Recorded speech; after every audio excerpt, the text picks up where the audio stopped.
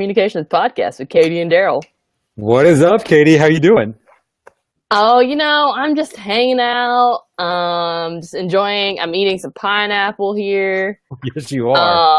Like a champion. My mouth is on fire. So my brother is over here actually right now, and he's cooking some chicken, and he likes to eat chicken, like really hot chicken. Like he likes to put like tons and tons of hot seasoning on it, which is really good actually. It's like super good. But it made my mouth like on fire. I literally just had to drink I had to just open the milk and just drink it. I was going to ask you if you go the milk route. I went the milk route. But then I was like, I got to eat something else because I've got to get that out of my mouth. So I was like, all right, pineapple's going to do it. So pineapple is the fruit of choice in this moment. Yeah, that's what I had. So I was like, let's just do that. You got to go with what you got. You know? It completely makes sense. That makes sense, of course. Hey, this week we got a sponsor. It is Church Link Design. Church Link Design helps churches everywhere save time and communicate better by providing unlimited monthly graphic design support. The Church Link Design team will help your church craft your visual message with unlimited custom graphics, unlimited revisions, unlimited users, and access to all source files. Whoa. Become a communications hero for your church and up your visual communications game. Sign up for a free trial at churchlinkdesign.com. Of course, I'll put that link in the show notes. You're making me want to sign up for a free trial. I honestly signed up during the ad. I got so excited. So if you're not signed up, you probably should be. You probably should, because this sounds like an amazing deal. So yeah, kudos to them for offering that. That's fantastic. Yeah. Wow. So let's just get right into it. Our big top 5 news stories for this week. Yes.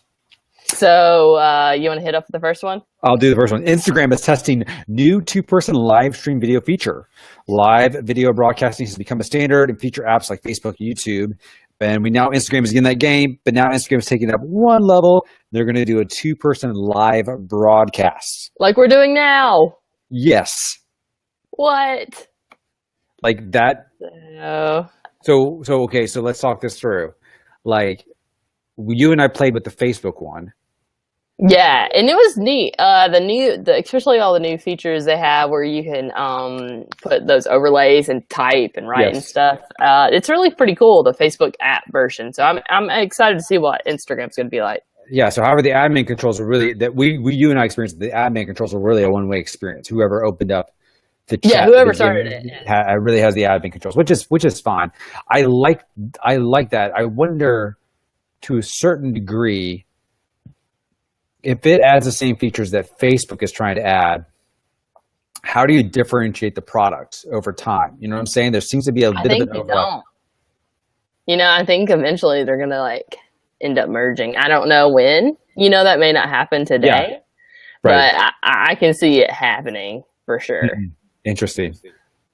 And I know everybody who loves Instagram is going to hate that. Oh, I don't know. And I don't know if that means Facebook becoming more like Instagram.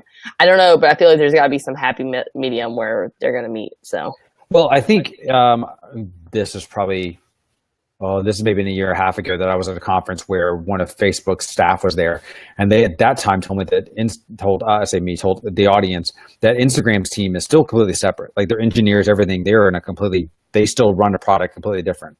So one wonders how long that's going to take. But I'm excited about this. I think it's a really cool feature. I think anytime you can get into the live world, I think that's a good thing. So there you go. Yeah. Story number 2. Facebook discontinues the Groups app, but says it still loves groups. So guys, September 1st, if you have the Groups app on your phone and you're watching us on the Groups app right now, or you are accessing our group through the Groups app, that's no longer going to be a thing. So you need to download the regular Facebook app, which I know for some of you will be the worst thing ever. That would be this person right here. Mostly Daryl Giardia. He hates the Facebook app. I hate how big it is. It's large. Have you seen the download size, or at least on the iPhone? It takes like a gigabyte of your full face. Yeah. It does. And it's just like, hey, let me move in here. And I'm like, but who's running on a 16 gigabyte iPhone anymore? I hope that none of you are, because it's the worst. I was there and it was terrible. And then I went and bought a 256 gigabyte iPhone and never deleted anything ever again. I do have a family member who's running on an iPhone 5C. 8 gig. And the reason why I know that is because they gave me their phone and they're like, I can't take any more photos of the kids. And I'm like going, well, of course you can. You've only 8 gigs. And we had to do the whole Google photo thing and that kind of stuff. Yeah. So, but I see why to a certain, well, let me back up. Let me rephrase that. I can't remember the last time I opened up the Groups app and I thought, oh, wow, there's a new feature. Or wow, they've really kept up to date with this. Like the last couple times. It's always been buggy. Yeah. I'll tell you what, and I was experienced 2 weeks ago. I think when I was in Atlanta, I opened up the Groups app to do some stuff with our group, and it was a really disjointed experience. Like certain things weren't working, buttons, and like I was having trouble posting as myself versus the group. And then I was like, I had to open up the Facebook app and do everything inside of there. And so that was kind of a key indicator to me that the product kind of lagged, and I knew that at some point they're probably going to jet on it. So I think it is kind of sad, but I understand. It makes me wonder though, do you think the Pages app will eventually go that way? That's a good question. What really super annoys me is that the pages, you can still access them in the Facebook app, which is frustrating because if I go to like people's stuff on my page, if I'm on the Facebook app, the regular one, it will like it as my profile rather than the page. Right. And so I have to go over to the Pages app to do that. And that's frustrating. Like, I just wish it would know. Like, of course, if I'm looking at my page's stuff, I'm going to be liking it as the page. I don't know. The comments as the page. I guess people tried to get around that. I guess the advantage of the Page app, I would assume, I'm on here right now, is I guess managing ads is maybe one of the things that'll eventually kind of push you towards more inside the Page app. Yeah. But I mean, I like it in the sense of like, I've got a list of all the pages that we manage right here on the phone, but it's a little, I'm not quite there. I'm a little, right. I got download the Facebook app. I get it. I've done it. I finally did it, and there we go. So now I can hear about everybody's political views inside my newsfeed. So thanks, Facebook. Yeah, so I think they're going to work on it. They're going to put more stuff into it. We just have to give them the benefit of the doubt. Yeah. All right, Katie. You know what? I know what story number 3 is. Let's make story number 3 story number 5. Because I think we may camp out on this one a little bit. Okay, we can come back to it. Yeah. Let's skip it and go to platform turns teens into Snapchat. Wait, Snapchat. What am I saying? Snapchat. Oh my gosh. See, this is what you get when the podcast is totally unedited. It's just me reading. I'm like so terrible at it. I'm excited about the new app called Snapchat. Snapchat. It's terrible. This could go wrong in so many ways. Oh gosh, that's terrible in so many. Okay, sorry guys. Platform turns teens into Snapchat influencers. Yes. So teens are raking in some substantial income through fan bites and influencer marketing company via Snapchat. I think that's great. Good for them.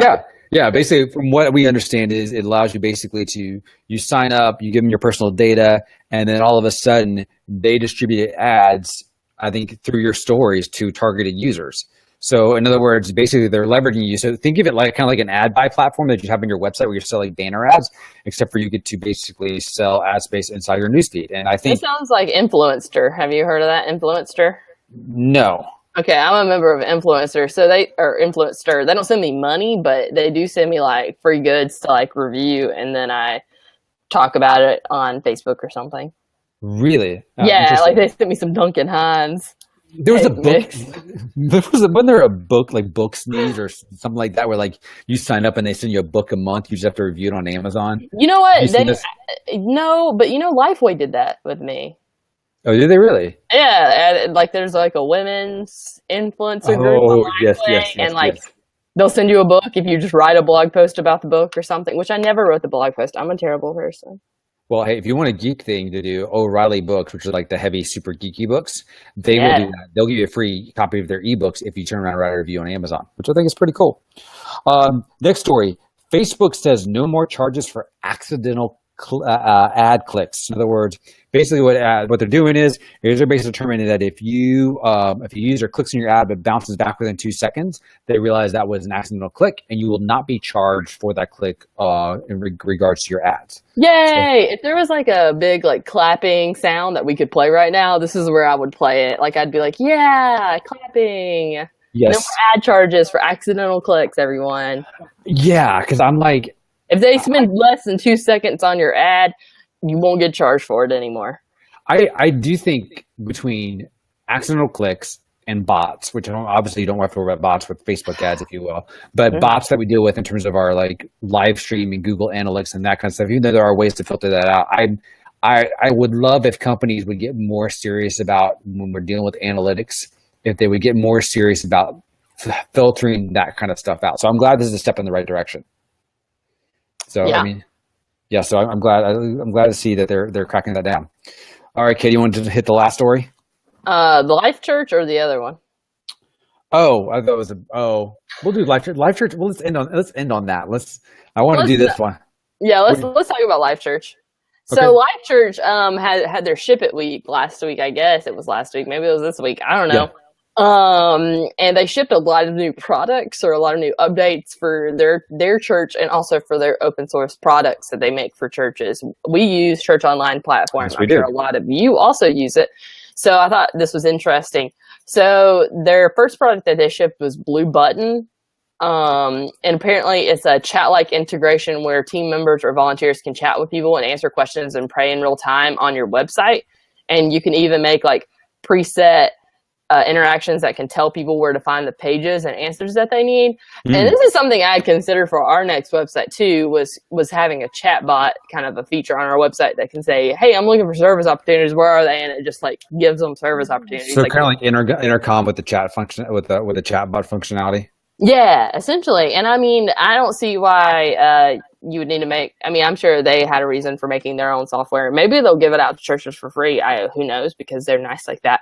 But even if they don't, you can definitely use something like Intercom. There's several already out there, so I'm sure you can bend them to your will to do what you want them to do. Well, okay, I'll tell you about a chat experience I had that was amazing the other day was,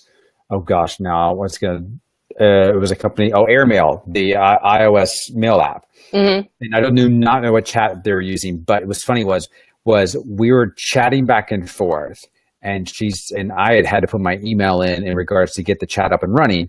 And then I switched out of it and then over to my email, and all of a sudden we were having tech support via email.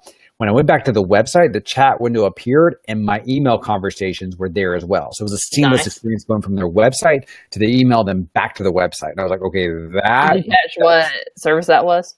That sounds like a help desk service, like a Zendesk. It does. It's like a Zendesk, but it was like, I just thought that was next level for me to like say, she'd say, okay, I'm going to email you some technical details. I said, great. And so I went to email technical details, and then I came back to the website, and all of a sudden the chat box appeared, and like all the conversations were stored there in the help ticket. And I was like, okay, that was a seamless, by the way, an iOS seamless experience. So I thought that was pretty amazing. I think that's cool. I think as churches, we're probably going to need to use stuff like that in the future. So I agree. Open Network SSO. So essentially they have single sign-on for all their LifeChurch products. So if you had like 2 church online platforms, you'll soon be able to have one login, I think is essentially great. So that's good because we have Kairos and then we have Brentwood, and they're both using it, but we have different logins for each one. So it would be nice to be able to flip between the two. Also, if you're using something like develop.me, which is their human resources kind of product, you could log in there essentially. So I think it's supposed to be more of a seamless operation, which is great.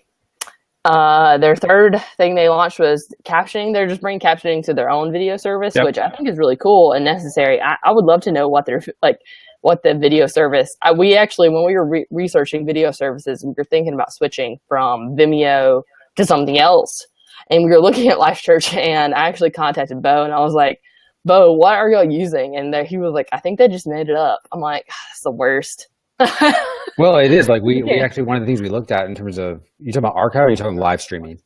No, I'm just talking about like the actual viewing of the video. Like, archive, I guess. Well, yeah, I was thinking because like actually live streaming at one point, we actually did looking at spinning up our own Amazon server and doing it that way. That we know a couple of churches that have literally kind of spun up their own live streaming service that way. I will say I would say about 6 months ago, we had a captioning service approach us about doing captioning in real time of our services. And when I started investigating the cost on it, it's pretty through the roof. I was like, it's more than what we were paying for streaming. I'll phrase it like that. It would seem pretty expensive. Yeah. So their next one is augmented reality. So they're just kind of, I don't know, that's not a huge thing yet for them, but just to do like maybe a QR code on a mailer that opens to a video promo for a new series or something. So I don't know, they're just playing with augmented reality. I know they have the 360 Church Online thing now that you can do. So that's interesting. Yeah. And then they are also bringing reactions to Church Online. So they know apparently like 90% of the time people use Church Online. Only 10% of the time people might chat or something like that, or even less. And so they thought, okay, let's bring reactions like Facebook does so that people can react to the service without having to chat. Like, so Facebook, has the heart and that kind of stuff. So I think they're bringing a heart over to Church Online. And yeah, this is a Dickey's barbecue cup. Nice. Wow. Nice observation. This is a huge cup of water, and it's my favorite cup. I'm not going to lie about it. So reactions are coming. So the emojification of online worship is here. Yeah. So I think it's going to be great. I think it's going to be good to have people engaging in some sort of way. So. Yes. Yes, I agree. Yeah. I agree. I agree. Totally. I do. I bring it up to like, we know for us, a large part of our online audience is the senior citizens. Like, and so I just think like, oh my gosh, I'm thinking how many of these features are going to like confuse the mess out of them. I love them. I love those people, but I'm just thinking practicality of that. Well, I think when we changed from what we were doing to what we are doing now with Church Online in general, it was confusing for them. So I'd like to thank Adam McLaughlin for supporting me in the chat room by saying that he's not an emoji fan either. Thank you, Adam. All right. So our last story, the one that we wanted to save for last, was Google fires employee who wrote an anti-diversity memo. I don't remember. I don't have the person's first name here in the notes, but Daremore basically wrote an article. I say wrote an article. Say wrote a manifesto, if you will. Is that? Yeah, I think that's. Yeah. I think so. Basically talking about that there's biological difference between men and women, and there's a gender gap at Google in the broader tech industry. He said that they are drowning out the ideological diversity. In other words, he points to that Google is a left-leaning company, and they're not very diverse in the way they're thinking and the way they're approaching their issues. And he covers a whole range of topics from what I've seen in this thing, but he gets fired and he's gone. See you later. So there you go. There's 1,000 things in this thing we can unpack here, Katie. Yeah, there's like a lot. So I don't know how much we want to unpack, but just the fact that, I don't know, I think like essentially what he was saying like was that he didn't want to try to be more diverse, essentially, I guess. Well, I think, yeah, in full disclosure, I have not read his memo from point A to point B. Okay, so I read half of the memo. So that's step one. Step two is I personally, when I find that a whole audience or media has one reaction, I tend to go, let me go find the opposite reaction to see the validity on that side. And so what I ever read in regards to this is that he probably says some stuff that he probably shouldn't have said, and probably not the way that it should have been said either. But I think there's something to be said for when we talk about this, and why we brought this article up, is you and I have always had this discussion that in this community that we work within, that there is a lack of women in this field that we we can even tell you that in our group insights. We posted that recently. It was like 60-40. Yes.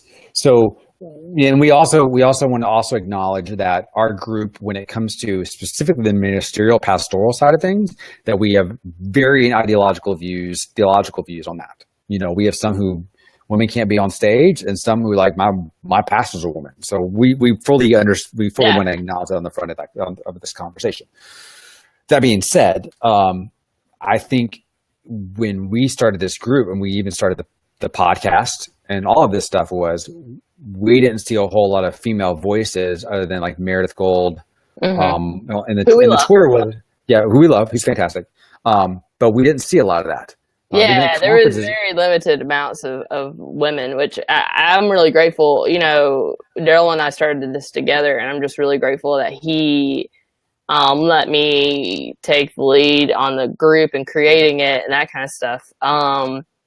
And that he supported, that he supports me, not just, obviously here in the group, and, we're leading this group together, but also at work too. There's a lot of times where I feel like my voice isn't heard, and Daryl ensures that it is, and he fights for it to be. So I don't know. So diversity. I'm making note of that for your performance review.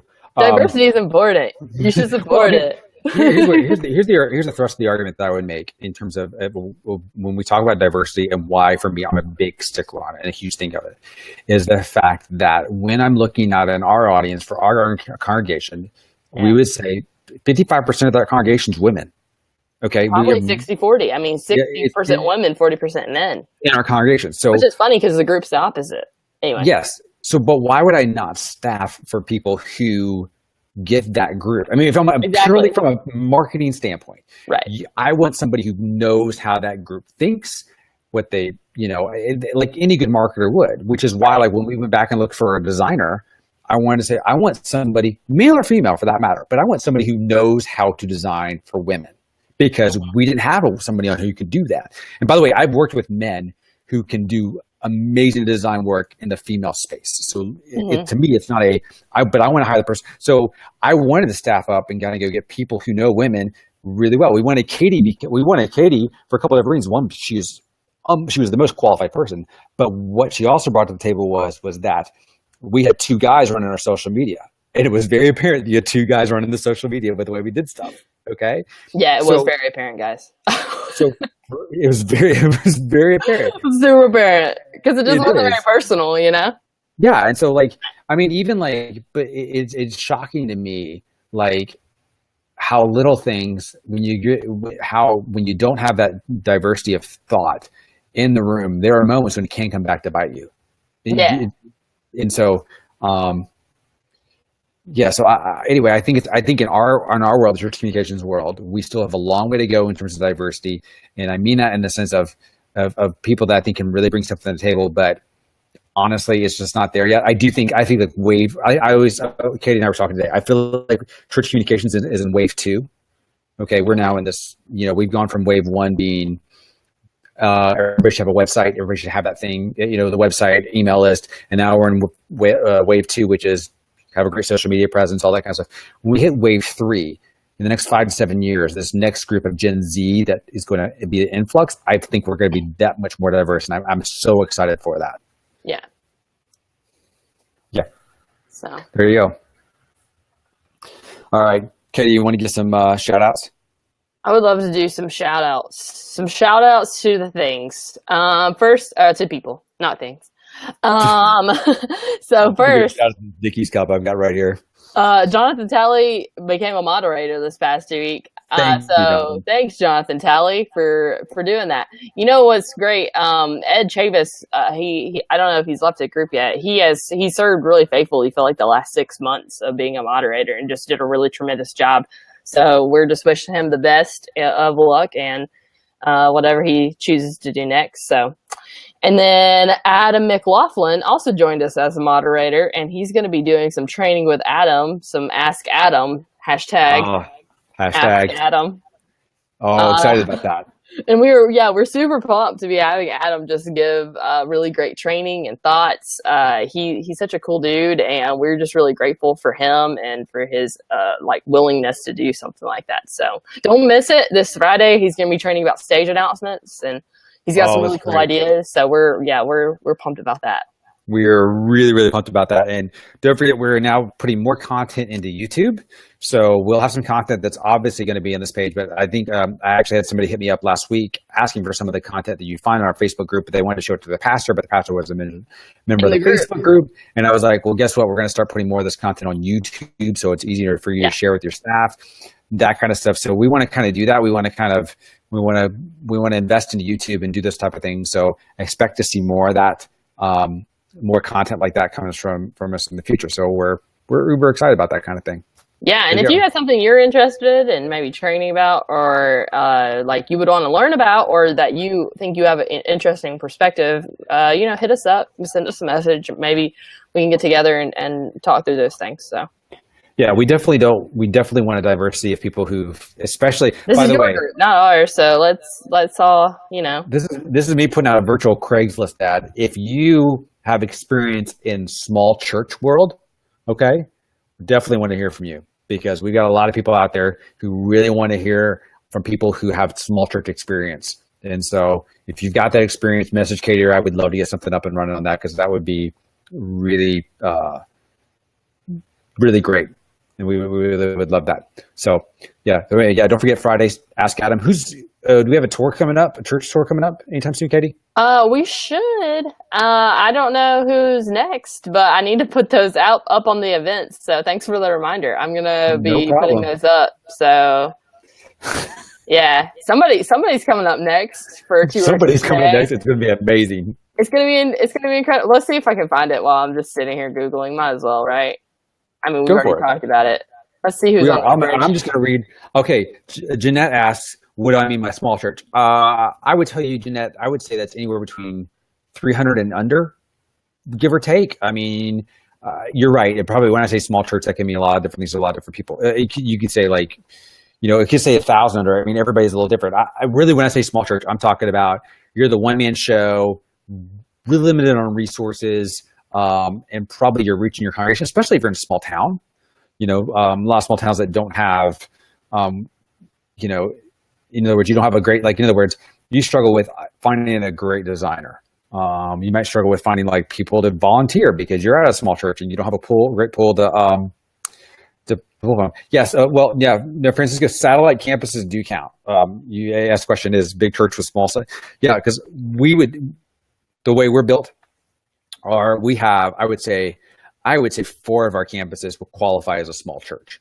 And honestly, in some ways, they're kind of resourced like a small church, and specifically in their communications, as much as we try to support them. Katie and I cannot do the Sunday to Sunday social media pushes and stuff that we'd love to do. So, Sean, no problem doing the calendar planning video. Glad you liked it.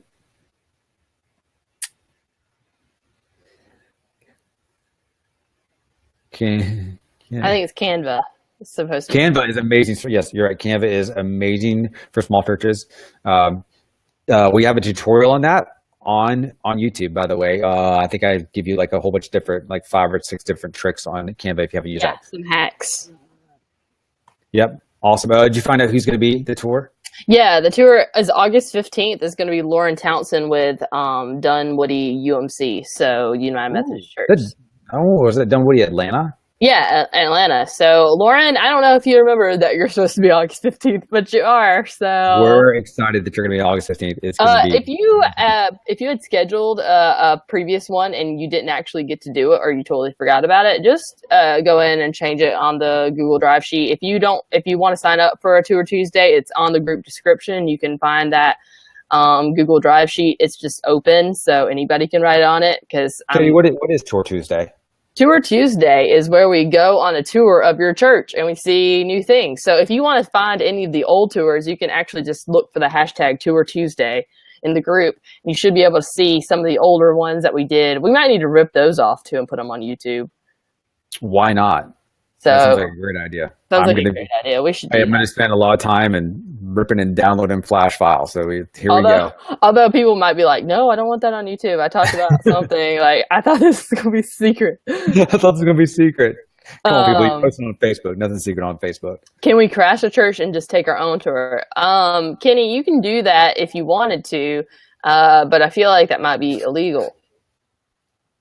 You can crash our church though anytime, Kenny. Hey, anytime. Kenny, I take that back. I think that's a fantastic show. It's a little bit undercover boss, but not quite there. But if you turn that into a web show, I would watch that. Yeah, what if a pastor goes undercover? He's like, Kenny crashes your church. I like it. I love that idea. It's KC squared. You can use that, and it's you popping up on a Sunday morning, or maybe on a Tuesday afternoon, seeing what's going church down. Thinking? Look at this papyrus. I like it. I like real time. Kenny just kind of gives you the feedback on the church. Oh my gosh, we should totally do that on I would Sunday watch morning. that. We should church crashers. Yeah, that's what it should. Church crashers. So, yeah, we'll go on a Sunday morning to some random church in Brentwood and just be like, "What is this church doing? Pet blessings?" Just kidding. There's a church in Brentwood that did a pet blessing. I do it every Easter, do a pet blessing. So I'm not gonna. I had to laugh about it. It's funny. I don't know. To me, I don't have a pet, so I don't know. Yeah, well, I drive by every once in a while. You love your pet. You want to have it blessed. I get it. I don't. But, yes, you can do that. Yeah, if that's what you're into. That's what you're into. All right, yeah, Church Crashers coming to you season 1 next week. No, I'm just kidding. We're not launching anything new, guys. It's too much. It's already too much. No, we already, between this Church Media Hunt, our YouTube, the YouTube, and the Twitter we launched, and I set up the Instagram account the other day. We're on Instagram. Find us, Church Comms. Yeah, Church Comms. We're on Instagram. We have no post, but if you like us, you can do it anyway. We're going to do, I think I'm just going to do a whole bunch of Instagram lives from here on out. It's going to be mostly Instagram live. So we can put all the stuff there. So there you go, folks. All right. Thank you guys for hanging out with us. It has been good as always. We really appreciate you, the community. Again, you are the best. There's 10,000 of you. And I think I speak for Katie when I say that when this hallway conversation happened of, hey, maybe we should do this, we never thought we'd end up here. So no, not with all of you. Not with all of you. So once again, thank you all. And you guys have a great week. And we will talk to you next week. Yeah. See ya.